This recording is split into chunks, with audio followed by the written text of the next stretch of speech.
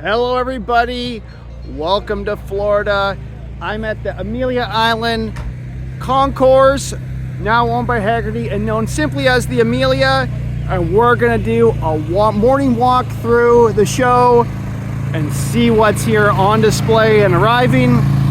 Like this wonderful Alfa Romeo, looks like a GTA, might be an aluminum bodied car, and we have Packards rolling through.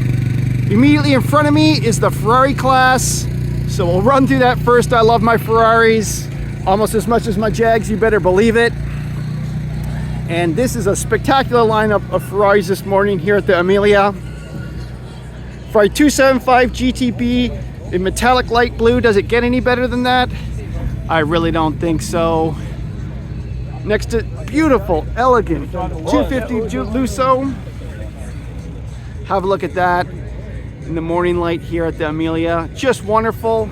Next to a second 275 GTB in white. This one's pretty unique as it has some spotlights here on the front.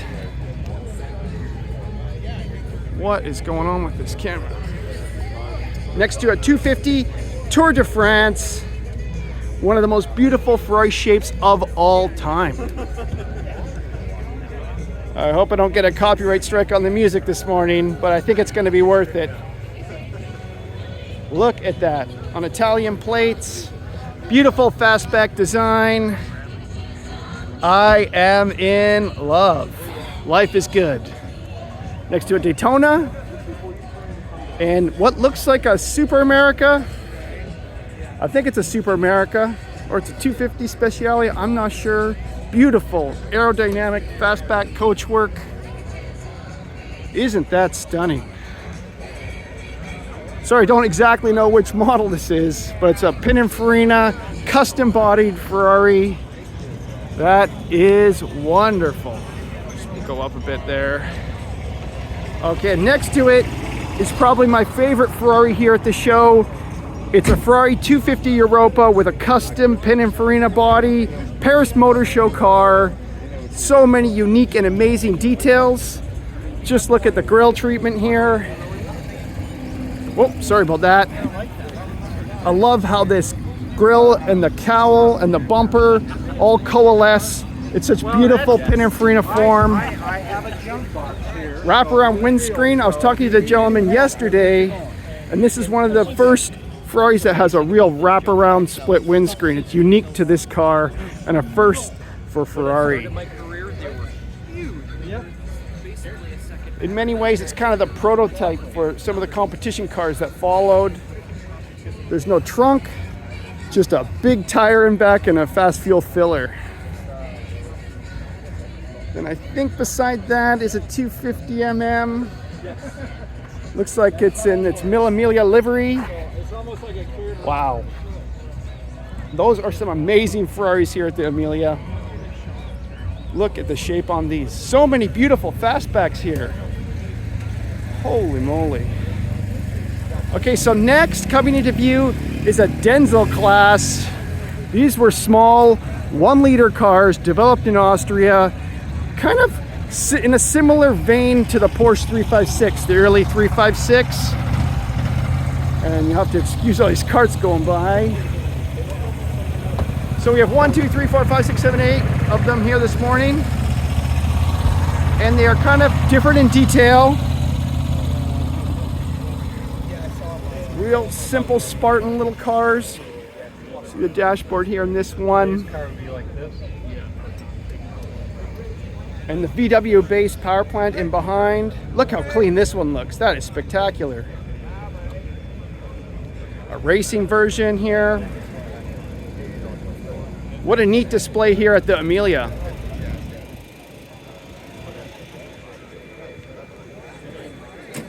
Yeah, nice. Okay, I'm gonna turn around and we're gonna get into some heavy hitters. Fiat Autovu Supersonic. Beautiful Ghia shapes, rocket age design. Wonderful. Get a sneak peek into the interior here. Red on cream, what a wonderful color combination. Look at that. Okay, where do we go next? We got a Maserati here, a Ghibli Spider. Wow. Very, very cool mustard color. Corvette 427. And then I think an auto union next to it. It looks like a Ford Thunderbird, but it's actually an auto union. Now I'm standing pretty close to the speaker here, so I'm gonna have to move.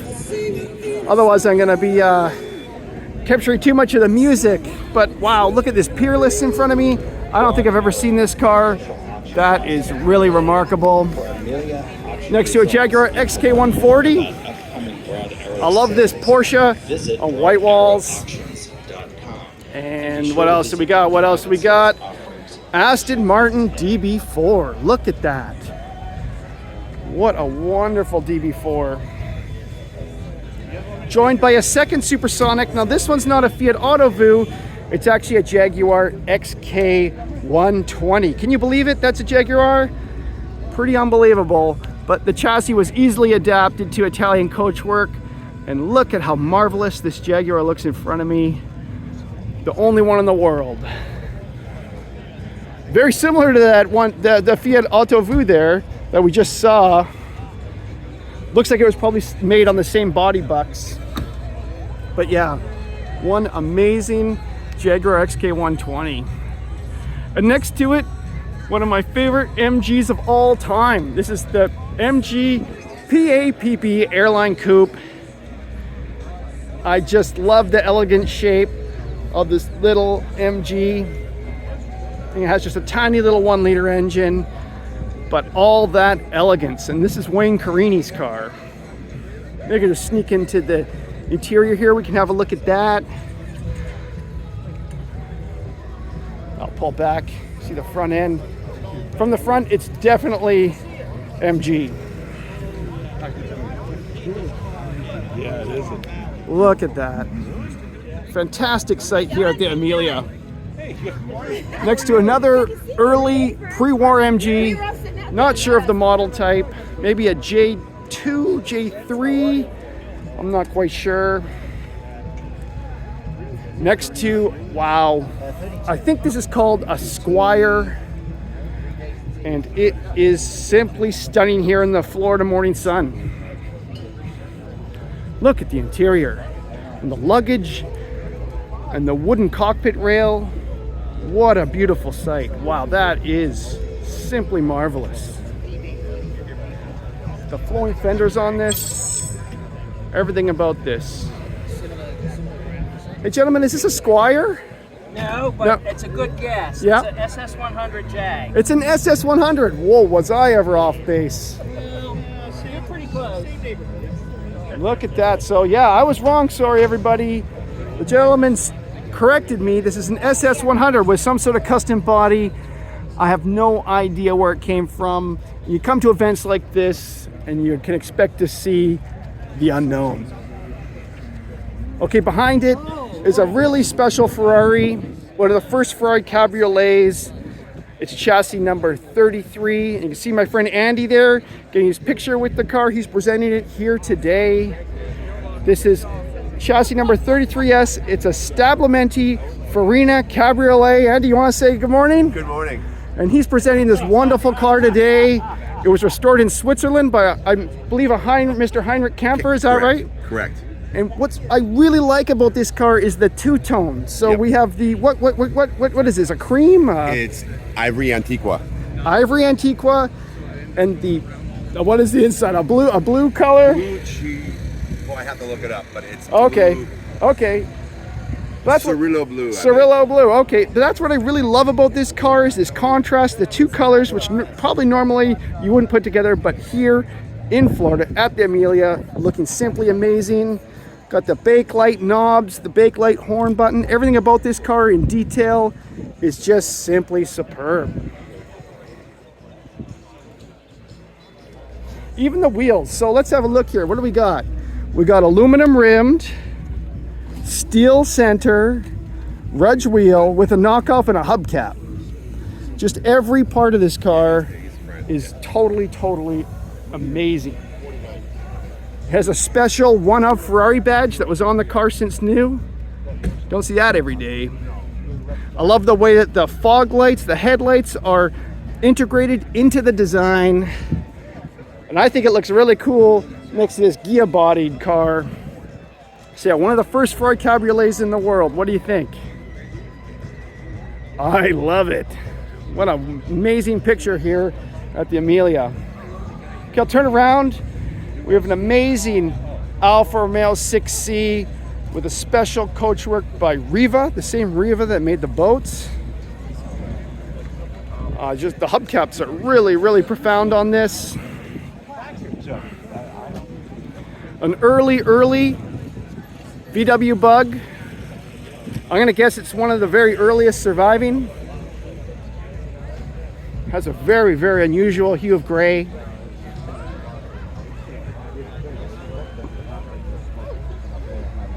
Wow. Which direction do we go next? Look at this Field of Dreams, everybody. Let's keep moving. Let's keep moving. We have a board track motorcycle display. You'll have to excuse my ignorance. I really don't know what I'm looking at, but I just love this one with the Vredestein fuel tank. Wow. Okay, I know a little bit about this Kirkland and Trevor Bowes special. I believe it's an old ice racer, and I just love that huge fin on the back.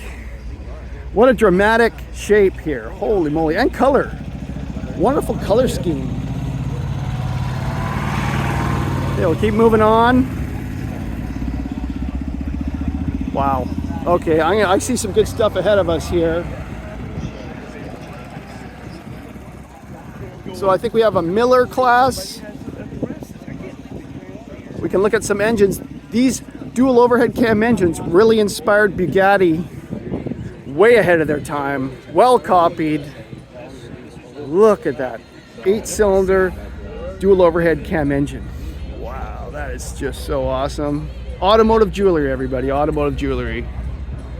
Then we have a Ferrari 166 that raced Le Mans. I believe this is its Le Mans number. That is simply stunning. Next to the MG Cooper. Now this is really interesting to see these two cars together because the MG Cooper, the body style, really copied the Ferrari, and seeing these two together, you can really see the likeness. Now this is Joy 500. There's another car in England called Loy 500, which is a Tajero special, but this is actually a Cooper MG with very similar style. But it's not the same car, so don't get them confused. Hi, good morning. No, it's fine. So next to it is an XK120 alloy with old racing history. One of the 200 of the first XK120s that was developed before it went to steel-bodied production. And the gentleman here has a picture of it racing back in the day with a trophy it won. So this is Jack McAfee at the 1952 Torrey Pines. So incredible racing history on this XK120 alloy. Next to a special, I'm not sure what that is. Looking incredible, kids are appreciating it. And a couple Allards, likely Cadillac powered. Okay, I'm gonna just keep moving this way because we have one of the most dramatic Porsche classes I've ever seen. Fiberglass Porsches. And in front of me is a 917 PA. So what are we looking at? This was an attempt to take the 917 from Group 5, I believe. No, from Group 7 to Group 5 for Can-Am. And this car was really successful in Can-Am. It's owned by the Revs Institute. Successful enough to develop the program further into the 917-10 and 917-30. So if I just scroll back, excuse me, you can see that this 917 PA really inspired this 917-30, one of the most powerful sports racing cars of all time. Let's have a look at the engine bay. Look at this, everybody. Wow. That is a lot of engine in there. And then we have, what do we got? What do we got? We have the 908 Flounder, I believe it's called. Again, you can see the fiberglass. All these cars are fiberglass Porsches. I think these are the two Porsche 908 Flounders, which is a very rare sight. I only think they made a handful of these 908s. Typically they were coupes, I believe. These are kind of the open sports racer version. Wonderful. Wonderful, wonderful stuff here at the Amelia. Yeah, I'm really happy to be here. A couple other 908s. Yeah, what an amazing fiberglass Porsche class. I'll bring it back down. Oh, that Allard sure sounded good.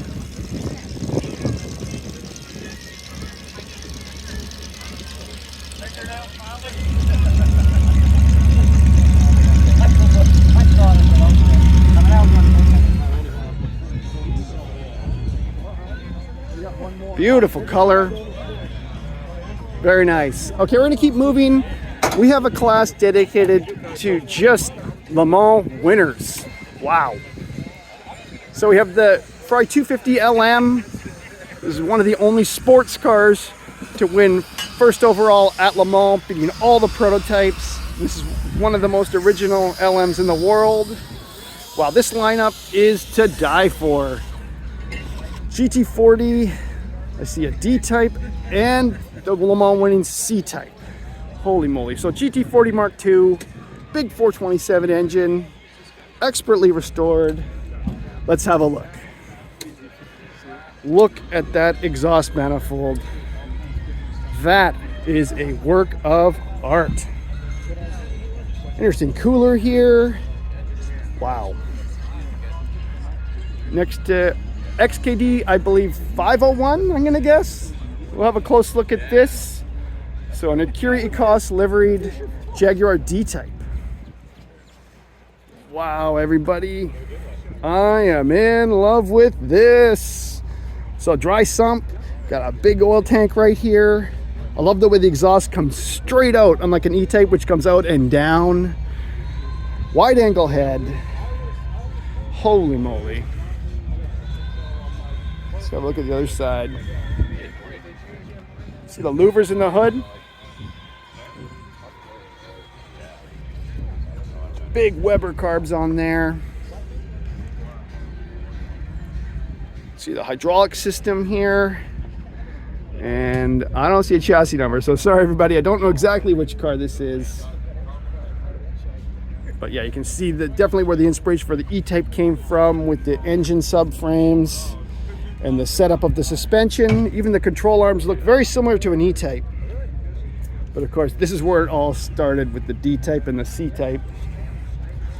And there's the overall winning C-Type right here. I believe it's been prepared by CKL Developments. And it is really, really shiny and beautiful here in the Florida sun. Okay, let's get a shot of these two together. Simply wonderful. On the distance here, we can see the supercar class along the water. But yeah, I'm in love with these Jaguars here. What does everybody think? Okay, where do we head next? Where do we head next? I don't know if you can beat these four cars, but I'm gonna keep going, because just along the way here, there's an amazing display of Corvettes that I can't miss. So we got the official Rolls-Royce display here. And sorry, I don't know much about modern Rolls-Royces. I believe this is the new Cullinan. And the color and the spec on this Rolls-Royce is really, really neat. It's a pearlescent color. Are white wall tires back? They must be, because look at this. Oh yeah, okay, this is appropriate. So we've got the new Rolls-Royce display next to a display of vintage Rolls-Royces. Looks like pre-war Rolls-Royces. This one's about to get judged. Wow. These Silver Ghosts, I believe this is Silver Ghost, have engines that look like works of art. Let's have a look here. Oh yeah. Wow, look at that, everybody. So much brass in there. Go scroll around. Wonderful. I think these are all Silver Ghosts. I'm not sure. Oh, we don't want to disrupt the announcers here.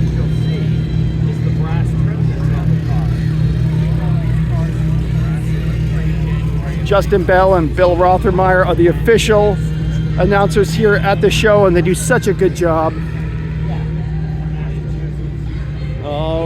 right, what else do we got? What else do we got? Oh, we have this Scuderia Glickenhaus supercar. I'm a huge fan of Jim Glickenhaus and everything he does. And this is truly an astounding car. You can drive it to Le Mans and to the grocery store. So thanks, Jim. You're an amazing man. You've done an amazing amount of work for the hobby. So here we have American classics coming into view. I see Stutzes, I see Lincolns, I see just amazing, amazing American cars. Sorry, I don't know a whole lot about them, but I appreciate the lines and I definitely appreciate all the work that went into restoring these cars. They are not easy. Okay, I think I've made my final destination. I can see it peering into view here. So this is a really exciting reunion here at the Amelia. It's Corvette number 1, number 2, and number 3 that raced the 1960 Le Mans. How about that? In order, 1, 2, and 3. Unfortunately, these two cars, 1 and 2, they didn't quite survive the race, but number 3 here was the first in class and 8th overall. These were campaigned by Briggs Cunningham, very capable American racer, and it was kind of raced as an unofficial team at Le Mans. These are really cool. I love to see the modifications they made for racing. So some of the things that are immediately apparent are the hood, have some louvers in there. They had permanently fixed hard tops, fast filler built into the hard tops right here in the back. And what a treat it is to see all 3 of them here together. Wonderful. And so this is kind of the start of a whole Corvette at Le Mans class. And I guess we can keep going. Why not? I was going to end on the Corvettes, but there's just so much great stuff in the distance here. I am going to keep going. So what else is in this class, Corvettes at Le Mans? We have a Cunningham. I think it's called a C5R.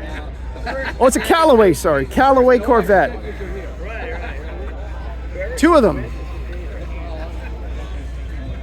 Wow, and a huge IMSA race car.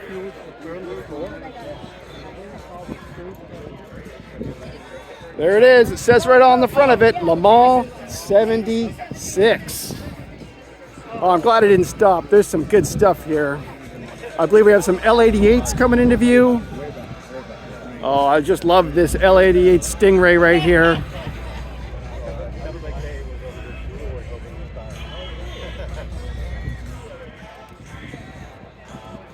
So what's really special about this car is the engine. I think it has an aluminum block 427. Okay, what next? Ooh, here's something I like. It's a Voisin Aerodyne. And I think this is the Mullen Museum's Aerodyne, which won Pebble Beach almost 10 years ago.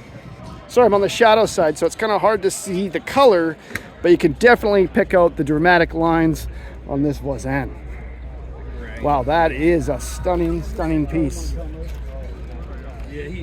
Beautiful French Art Deco design. Holy. So you see it has a retractable roof that comes down. I wonder if we can get a peek inside the interior here. Oh, you can kind of see through the windows there that dazzling, dazzling fabric that was made for the restoration of this car. What a stunning showpiece here at the Amelia. Wow. Is that best of show? Maybe. Wow. That is awesome. And it's joined by a lot of really other amazing cars. We got Delahaye here. An Amel car. This is the most dramatic Amel car in the world with French coachwork by Fagonier Falaschi. Beautiful, beautiful lines. I'm in love. Wonderful. Look at the lines on that Amel car. Most Amel cars are cycle fendered. They're not as enveloping, and this just has that French haute couture in metal. I'm a big fan. Wow, look at that Delahaye. Oh, sorry, it's a Delage. Henry Chaperon. Coachwork. It's so much bigger than the Amel car. Beautiful, dramatic, flowing lines. Oh, that's another contender for best of show right there. You better believe it. I think it's Chaperon. Wonderful, wonderful delage. I can't complain about this morning sun here in Florida. It's snowing up in Canada right now. I'm just gonna pull back. That's an amazing trio. It's been 25 minutes. I haven't run out of memory. And I'm really, really happy I was able to do this tour here at the Amelia. I wanna thank you all for watching. I wanna thank the Amelia for inviting me. And yeah, that's it. That's my tour here at the Amelia. Look forward to more videos coming from all the events that happen here, including one specifically on Jaguar. All right, that's it. Thanks for watching, everybody. See you later. Bye-bye.